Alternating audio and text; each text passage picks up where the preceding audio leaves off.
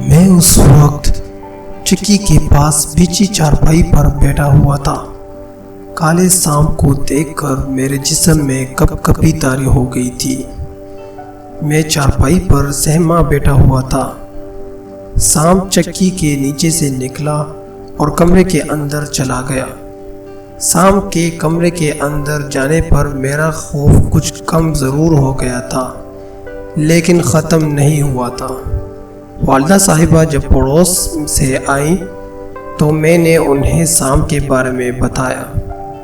سانپ کے ذکر پر وہ مسکراتے ہوئے بولی، اس سانپ سے ڈرنے کی ضرورت نہیں، یہ کچھ نہیں کہے گا۔ وہ کیوں؟ یہ سانپ میں اس وقت سے دیکھ رہی ہوں جب سے میں نے ہوش سنبھالا ہے۔ اس نے آج تک کسی انسان کو نہیں کاٹا ہے۔ یہ بیٹھک میں ہی رہتا ہے، اسی لیے ہم نے بیٹھک کو استعمال کرنے کے بجائے اس میں کاٹ کباڑ اور فالتو سامان ڈالا ہوا ہے۔ اس دن کے بعد میں نے بارہا اس کالے سانپ کو دیکھا۔ وہ تیزی سے بیٹھک سے آٹے کی چکی کے نیچے آتا، پھر کمرے کے اندر سے ہوتا ہوا رات کے وقت میں باتھ روم کے طور پر استعمال ہونے والے چھوٹے کمرے کے اندر چلا جاتا۔ اس کمرے میں ایک سوراخ تھا جس کے اندر وہ جاتا تھا، لیکن ہم میں سے کسی کو بھی اس نے کبھی نقصان نہیں پہنچایا۔ اس سانپ کے لیے مشہور تھا کہ یہ کوئی عام سانپ نہیں ہے، بلکہ اس گھر میں خزانہ دفن ہے جس کی یہ نگرانی کرتا ہے۔ اس سانپ کے حوالے سے ایک واقعہ بھی مشہور ہے کہ سانپ محمد یوسف عرف جوسا کے بھینس کے باڑے میں رات کی تاریکی میں چھپ کر اس کی بھینسوں کا دودھ روزانہ پی جاتا تھا۔ ایک رات جوسا کی آنکھ کھل گئی۔ وہ گھر کے باہر گلی میں چارپائی بچھا کر سوتا تھا۔ گھر کے سامنے بھینسوں کے باڑے میں اسے روشنی نظر آئی۔ دن کا سماں لگ رہا تھا۔ اس نے آنکھیں مل کر دیکھا کہ کہیں وہ خواب تو نہیں دیکھ رہا، لیکن یہ حقیقت تھی۔ وہ خاموشی سے چارپائی سے اٹھا اور باڑے کے جانب بڑھا۔ جوسا کو دیکھ کر بھینسوں نے شور کیا، جس سے سانپ گھبرا کر بھاگ اٹھا اور اپنا منکا مطلب سانپ کا جو مہرا ہوتا ہے وہ وہیں چھوڑ کر چلا گیا۔ منکا سے روشنی پھوٹ رہی تھی۔ وہ یہ دیکھ کر حیران رہ گیا۔ وہ چھوٹا سا گول سا پتھر کی طرح کی چیز تھی جس سے روشنی پھوٹ رہی تھی۔ وہ سمجھ گیا کہ یہ ضرور سانپ کا منکا ہے۔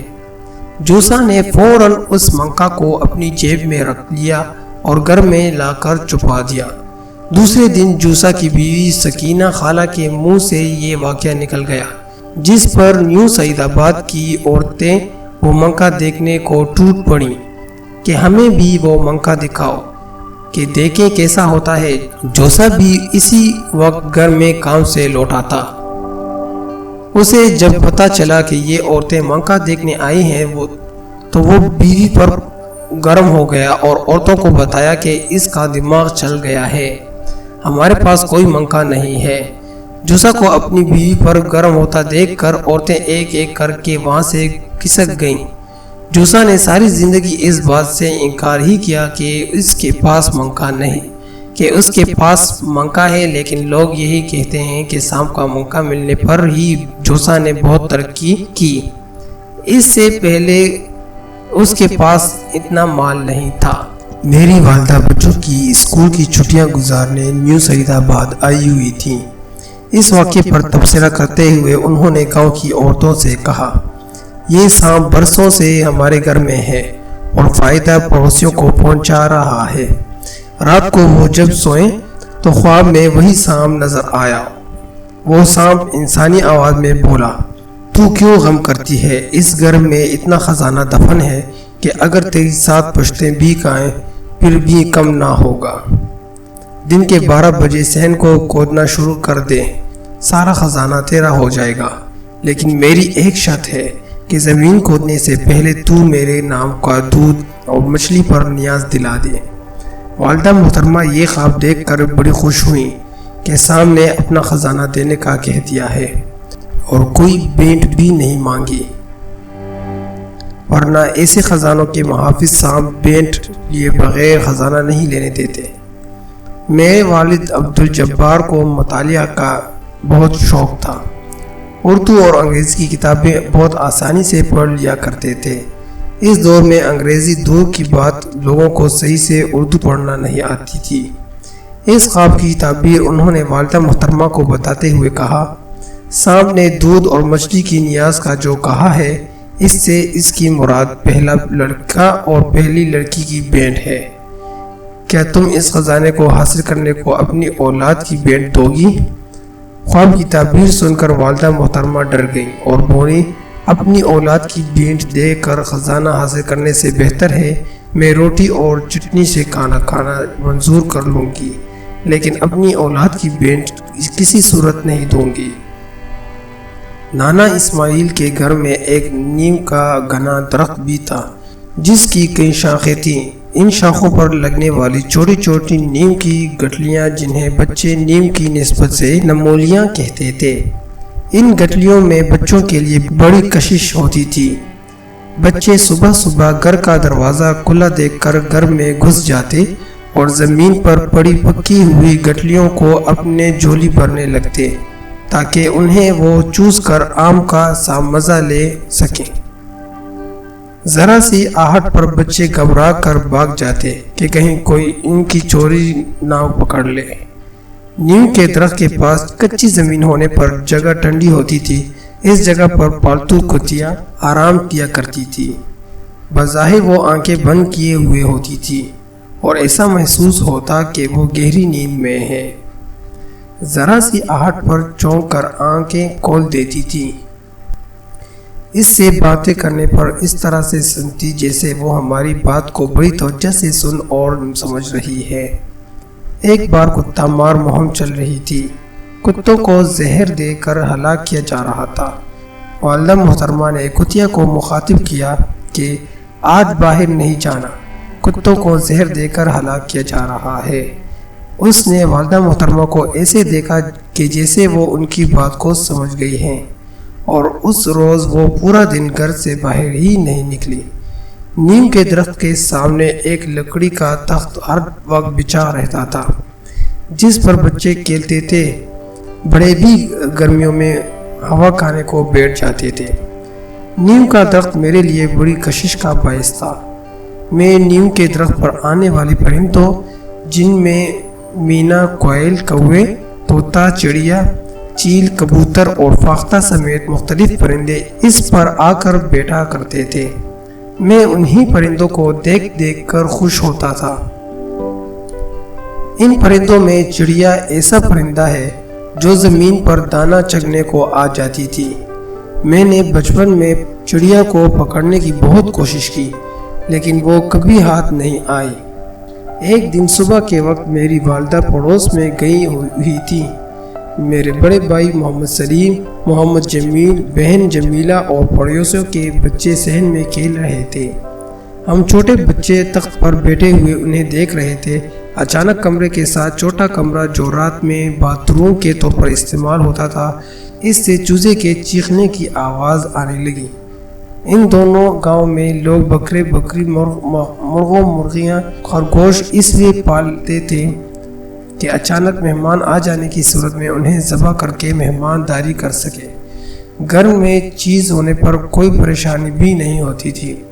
ہمارے چوزے چھوٹے کمرے میں دانہ چگ رہے تھے۔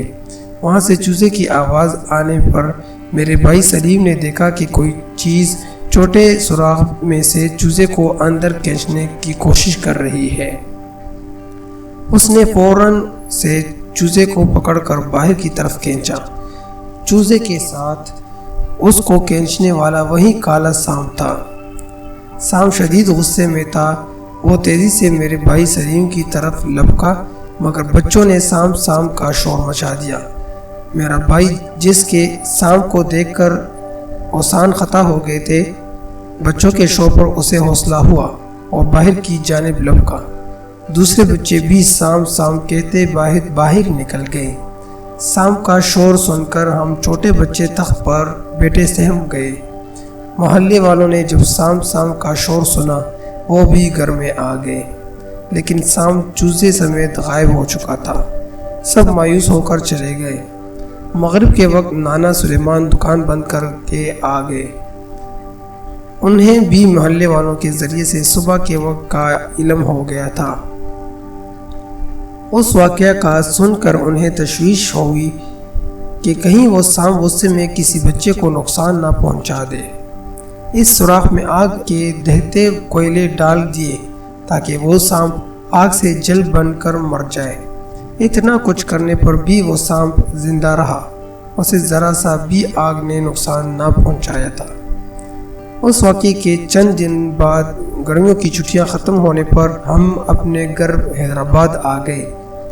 ان دنوں نیو سعید آباد میں گندم کی فصل کٹنے پر سال بھر تک استعمال ہونے تک گندم کا اسٹاک گھر میں کر لیا جاتا تھا اور ضرورت کی استعمال کی چیزیں جمع کی جاتی تھیں۔ بعض گھروں میں اب بھی یہ رجحان ہے، اس طرح انہیں سارا سال چیزیں لانے سے نجات مل جاتی ہیں۔ گندم خراب بھی نہیں ہوتی، حسب ضرورت گندم کو چکی میں پیس دیا جاتا تھا۔ میرے نانا حکیم سلیمان نے بھی مکان میں سال بھر کا اسٹاک کر رکھا تھا۔ وہ کسی کام سے حیدرآباد آئے تھے۔ شام کو دیر ہو جانے پر ان کی بس نکل گئی تھی، اس لیے وہ حیدرآباد میں ہی رک گئے۔ دوسرے دن جب وہ نیو سعید آباد پہنچے، انہیں معلوم ہوا کہ رات میں ہمارے نانا کے مکان سے 3 گھر چھوڑ کر چوتھے گھر میں رہنے والے 2 بھائیوں شبراتی اور رمضان نے تالا توڑ کر گھر پر قبضہ کر لیا ہے اور مکان سے کسی بھی صورت میں قبضہ چھوڑنے کو تیار نہ تھے۔ پولیس کی مدد حاصل کرنے پر گلی کے لوگ جمع ہو گئے۔ پولیس جب شبراتی کو گرفتار کر کے لے جانے لگی تو اس نے کلمہ پڑھ کر کہا کہ یہ گھر اس کا ہے اور حکیم سلیمان اس کے پاس رہتا ہے۔ اس پر وہاں موجود لوگوں اور نانا حکیم سلیمان نے کلمہ پڑھنے پر اس کو سامان، گھر میں موجود رقم سمیت مکان دے دیا اور پھر کبھی پلٹ کر اس مکان کی طرف دیکھا بھی نہیں۔ وہ حیدرآباد میں ہمارے گھر چلے آئے، یہی ان کا انتقال ہوا۔ لیکن کلمہ پڑھ کر مکان حاصل کرنے والے شبراتی کے گھر پر مصیبتیں ٹوٹ پڑیں اور پریشانیوں نے وہاں ڈیرا جما لیا۔